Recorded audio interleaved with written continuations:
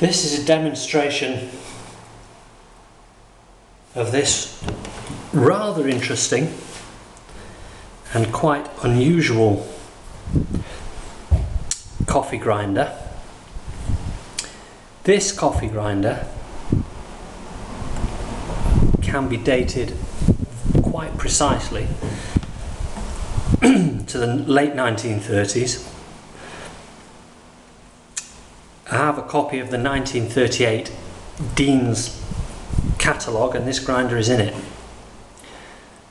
So we know that that's when it dates from. It's a heavy grinder, almost a kilo and a half. Very solidly and heavily constructed. Rather attractive Bakelite drawer and Bakelite hopper covers, of which there are two. So today, the standard test.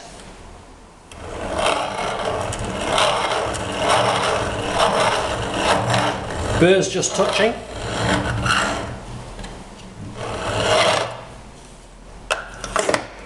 One 7-gram scoop of coffee.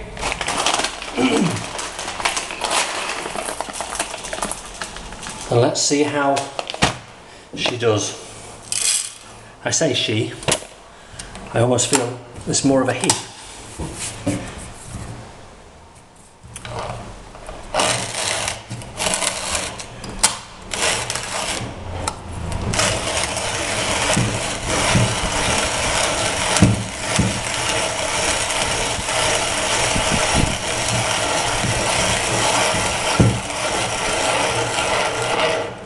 Just over 20 turns there, and as you can see, you need a little bit of strength with this grinder. You'd be much better sitting down holding it between your knees for stability.